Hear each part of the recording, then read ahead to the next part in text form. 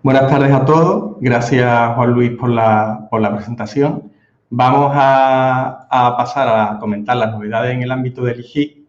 que, bueno, por el carácter del impuesto nos centramos en las novedades aplicables en el 2021. Las novedades no son de un orden tan significativo como fue el año anterior, la subida del tipo impositivo del 6,5 al 7. Ahí, en la primera diapositiva, veíamos las leyes y la normativa aplicable a los cambios en este año. Y bueno, empezamos por la Ley de Presupuestos de la Comunidad Autónoma de Canarias para 2021, que tampoco es que tenga unos cambios demasiado significativos. Fundamentalmente, se ha aprobado, que esto lleva siéndose así ya en años anteriores, una posibilidad de revocar la renuncia al régimen del pequeño empresario con carácter excepcional hasta el 31 de enero. Con carácter general, los efectos de esta renuncia son para un periodo mínimo de 3 años y se ha dado la posibilidad de revocar la renuncia mediante una declaración censal hasta fecha 31 de enero. El tipo 0 de IGI en obras de equipamiento comunitario será aplicable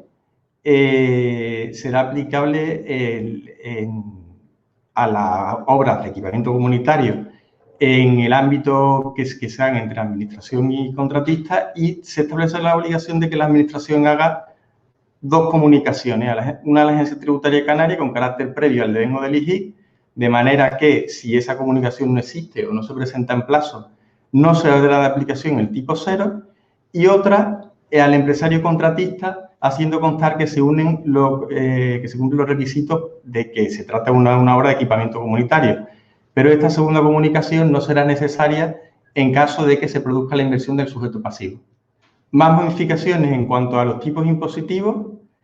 Hay un nuevo supuesto de aplicación del tipo del 0%,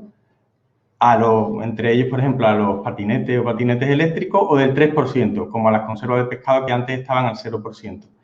Y en cuanto al tipo del 3%,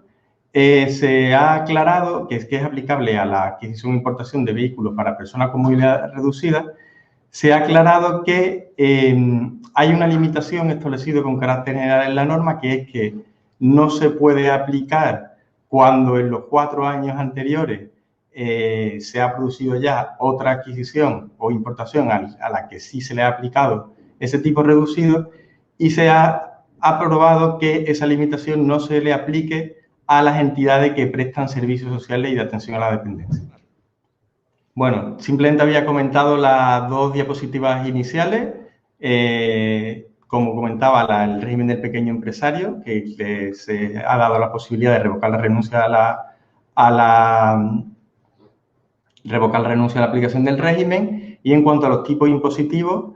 la aplicación del tipo 0 en obra de equipamiento comunitario, se ha establecido la obligación de que la administración haga 2 comunicaciones, una a la Agencia Tributaria Canaria, con carácter previo al devengo del IGIC, y otra al empresario o contratista. En caso de que no se haga la primera comunicación de la Agencia Tributaria Canaria, no se podrá aplicar el tipo del 0%, y la del empresario contratista no será necesaria si se produce la inversión del sujeto pasivo. Como comentábamos, nuevo supuesto de aplicación del tipo 0, del 3%. Y pasamos a la siguiente modificación, el Decreto Ley 1/2021 de 28 de enero, que ha aprobado, digamos que 3 paquetes de medidas para intentar facilitar el pago de las deudas tributarias. Centrándonos en la primera de ellas, es un aplazamiento excepcional de las autoliquidaciones trimestrales de IGIC y AYEN del primer trimestre de 2021, siempre que se presenten en plazo esas autoliquidaciones, del 1 al 20 de abril. ¿Qué supone este aplazamiento excepcional? Supone el aplazamiento de la deuda hasta el 20 de octubre, sin que se generen intereses de demora ni sea obligatorio constituir garantía, y la concesión automática del aplazamiento sin necesidad de una notificación de resolución expresa. La deuda podrá fraccionarse en los 15 días hábiles siguientes al 20 de octubre, sin que ello suponga el inicio del periodo ejecutivo, y es muy relevante reseñar que no se aplicará a autoliquidaciones mensuales ni a autoliquidaciones que sean de un importe superior a 30.000 euros. La segunda medida es la ampliación excepcional de la fecha de vencimiento de pago de deudas que a la fecha de entrada en vigor del decreto ley, que fue el 29 de enero, ya se encontraran aplazadas o fraccionadas y su plazo de pago no hubiese vencido. ¿Qué supone esta ampliación? Supone que se amplía en 6 meses la fecha de vencimiento de cada uno de los plazos o fracciones, de manera que, si por ejemplo una deuda, su plazo de pago vence el 20 de marzo, se ampliará al 20 de septiembre. ¿Cuándo debe efectuarse la solicitud? Antes del vencimiento de cualquiera de los plazos y tendrá efecto para todos los no vencidos. No habrá que ir presentando una por cada una de los plazos o fracciones. Se concederá automáticamente siempre que se cumplan los requisitos sin necesidad de notificación expresa por la Administración. No devengará intereses de demora por las ampliaciones de la fecha de vencimiento y hay determinadas deudas que están excluidas de la ampliación. Las que deriven de la importación de bienes, las que correspondan de tributos cedidos, como transmisiones patrimoniales o sucesiones, o aquellas en que la cuantía de la deuda sea superior a 30.000 euros y no se haya concedido dispensa de garantía. Tercera y última medida del decreto ley, un aplazamiento de las deudas que ya se encontraran en periodo ejecutivo a la fecha del 29 de enero. En este caso, la solicitud, el plazo para presentarla era hasta el 19 de febrero, 22 de febrero en el caso de la isla de Tenerife por el cómputo de los festivos, y fuera de ese plazo, la presentación fuera de ese plazo supone la denegación automática. Aunque ya en su caso tenía que haberse ejercitado el acogimiento a este aplazamiento, por si alguien lo ha hecho, pues repasar un poco los requisitos que son necesarios cumplir, entre ellos todos los que se recogen en la normativa estatal sobre aplazamiento y fraccionamiento. Las deudas, debe tratarse de deudas que ya en su momento hubieran sido aplazadas o fraccionadas en periodo voluntario y cuyo vencimiento del primer plazo o fracción incumplida se haya producido con fecha posterior al 14 de marzo, que fue la declaración del estado de alarma. También se exige que aún no se haya producido el acuerdo de enajenación de los bienes embargados y supone el aplazamiento de la deuda hasta el 20 de octubre, concediéndose también automáticamente si se cumplen los requisitos y con posibilidad de fraccionamiento en los 15 días hábiles siguientes al 20 de octubre. En este caso, sí se devengarán intereses de demora y recargo del periodo ejecutivo y se aclara que hay dos determinadas exclusiones para poder aplicar esta ampliación, que son el caso de los tributos cedidos, como transmisiones patrimoniales y sucesiones, y aquellos en los que la cuantía inicial de la deuda sea superior a 30.000 euros y no se haya concedido dispensa de garantía. Bien, pasamos ahora a explicar una orden que se aprobó en el mes de diciembre y que ha aprobado un nuevo modelo tributario, el modelo 414, y lo tendrán que utilizar aquellos empresarios profesionales no establecidos en Canarias que efectúen solicitudes de devolución del IGIC. En vez de acudir a la vía tradicional, que era mediante presentación de escritos, se sustituye por este modelo tributario, que será obligatorio presentarlo por vía electrónica y al que habrá que adjuntar copia de la factura o de los documentos de importación siempre que la base imponible sea superior a 1.000 euros. ¿Quiénes tendrán que presentar este modelo? Pues todos los empresarios profesionales que no estén establecidos en un estado de la Unión Europea o bien aquellos que, estando establecidos en un estado de la Unión, dicho estado no haya habilitado un portal electrónico para efectuar las solicitudes de devolución. Y además será obligatorio nombrar un representante autorizado en España. Pasamos al ámbito del régimen simplificado del IGIC y aquí, pues bueno, en coordinación con lo que ha explicado Natalia para el ámbito del IRPF, se prorrogan para 2021 la aplicación de los índices, módulos y parámetros del régimen simplificado y se ha aprobado también que las magnitudes excluyentes del régimen para aplicar el régimen simplificado, en vez de tener que estar aprobando año a año modificaciones que prorrogan unas magnitudes excluyentes de unos importes más altos que los que recogía la norma, ahora se recoge expresamente que serán siempre las que a tal efecto y cada año establezca el régimen de estimación objetivo del IRPF. 250.000 euros en lugar de 150.000 para los ingresos para el conjunto de actividades o para las adquisiciones de bienes y servicios excluida la de inmovilizados. Además, se establece la reducción del 20 o del 35% en función del tipo de actividad para el porcentaje de ingresos a cuenta de la autoliquidación trimestral del primer trimestre de 2021 y el importe anual de las cuotas devengadas de 2020. La del 35% es fundamentalmente para los sectores más afectados por la pandemia de hostelería y comercio. En cuanto a la cuota devengada por operaciones corrientes y los parámetros para cuantificar determinados módulos, también en paralelo al IRPF,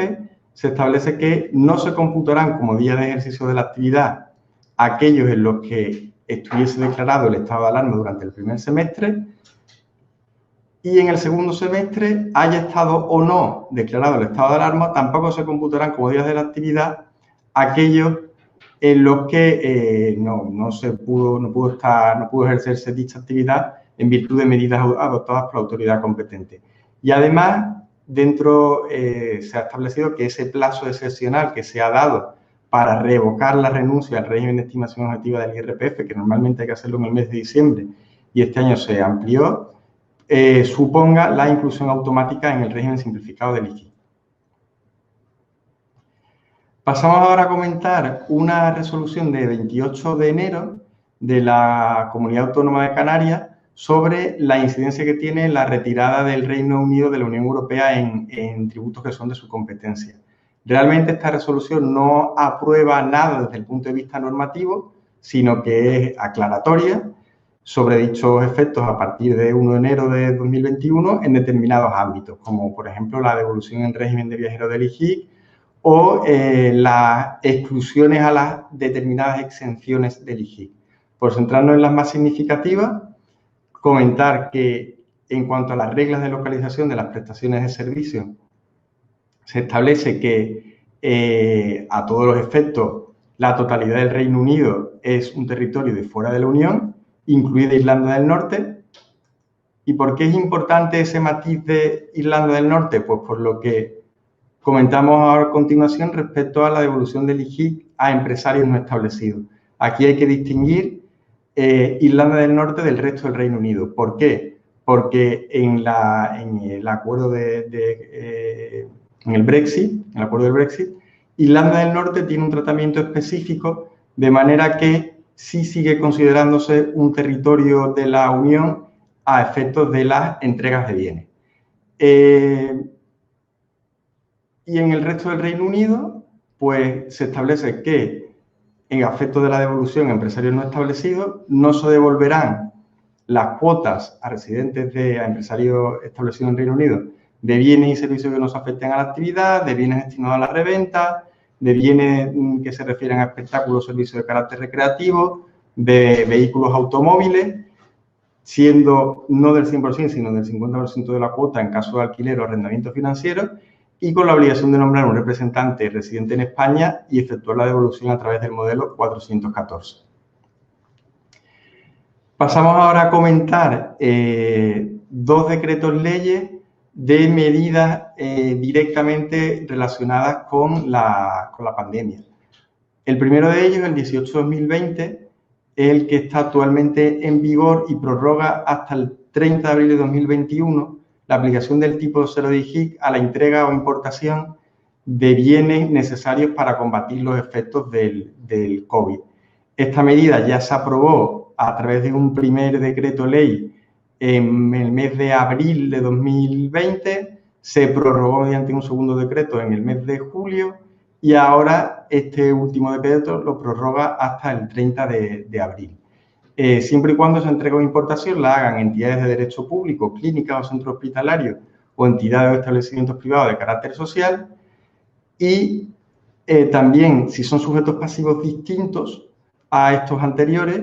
solo en el caso de importaciones, no de entregas interiores, cuando los bienes vayan a ser objeto de entrega a una de las entidades nombradas.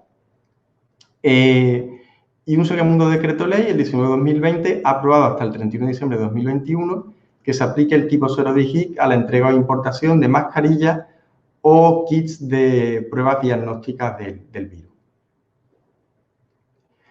Pasamos a comentar una modificación que se ha producido de momento en el ámbito del IVA y que es previsible que se produzca en el ámbito del IJIC en breve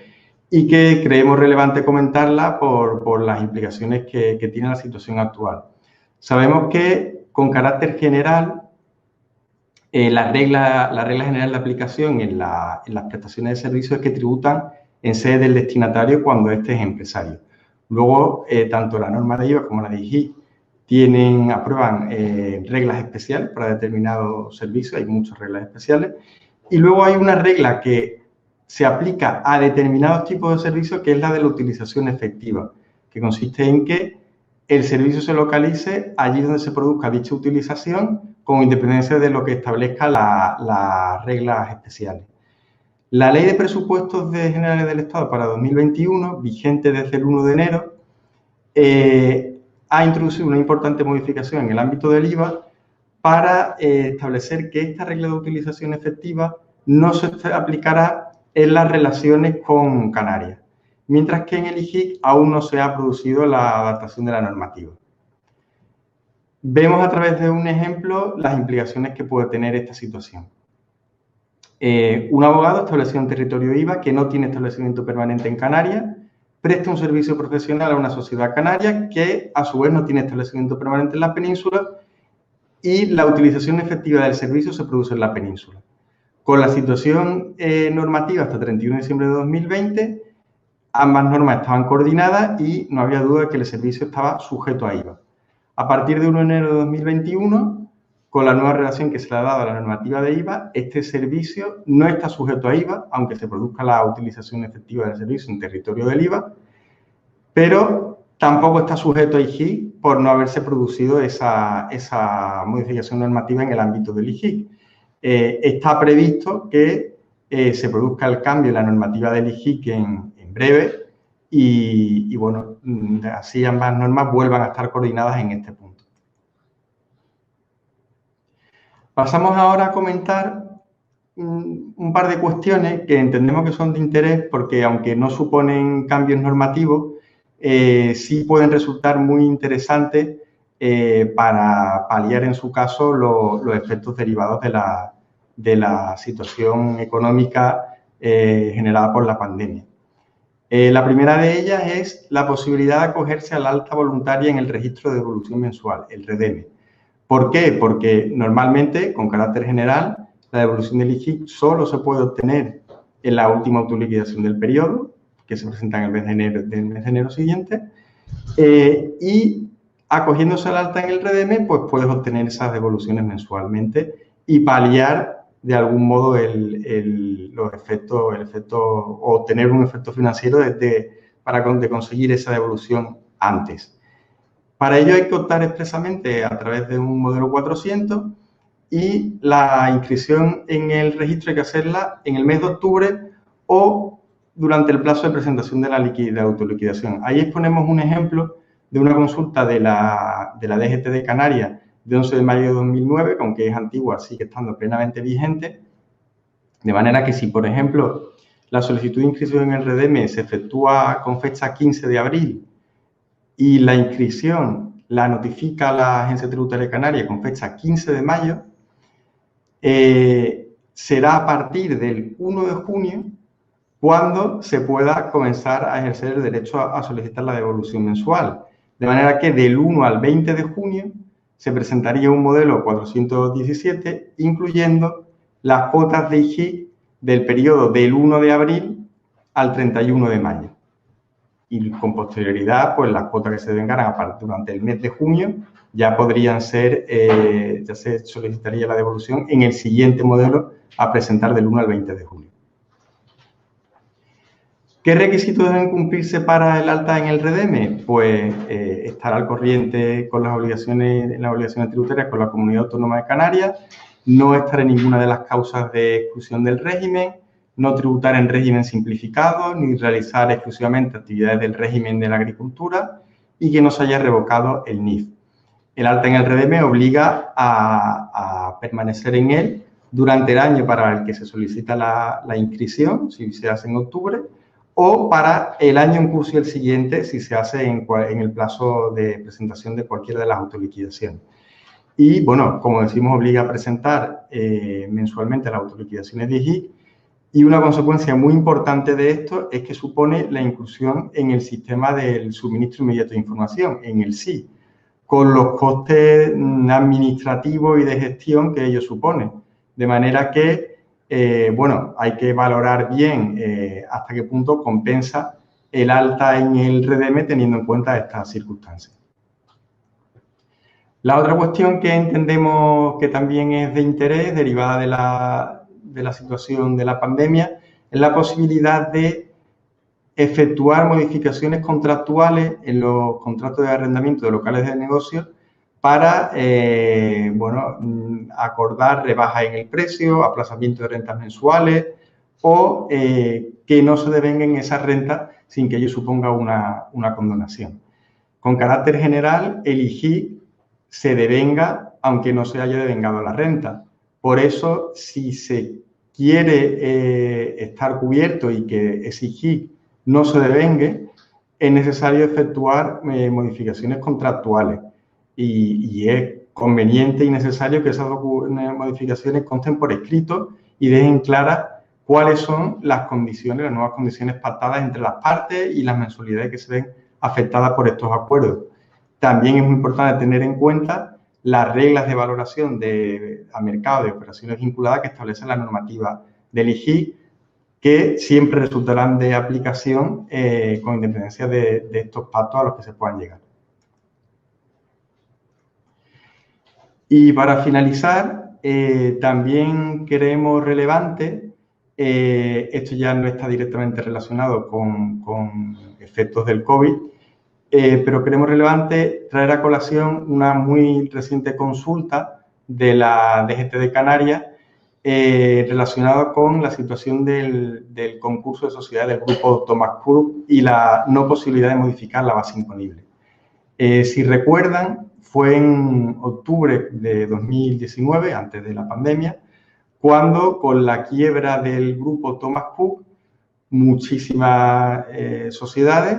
pues se vieron con el problema de que había grandes cantidades de IGIC repercutidos que no había sido ingresado por parte de Thomas Cook y, bueno, había autoliquidarlo ante la Agencia Tributaria de Canarias. Se dio la posibilidad de un aplazamiento excepcional para esas autoliquidaciones de finales del año 2019,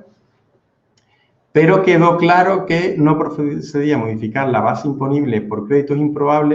incobrables porque el destinatario no estaba establecido en Canarias. Así lo establece expresamente la ley del IGIC y así lo ratificó una consulta de la Dirección General de Tributo de Canarias de diciembre de 2019.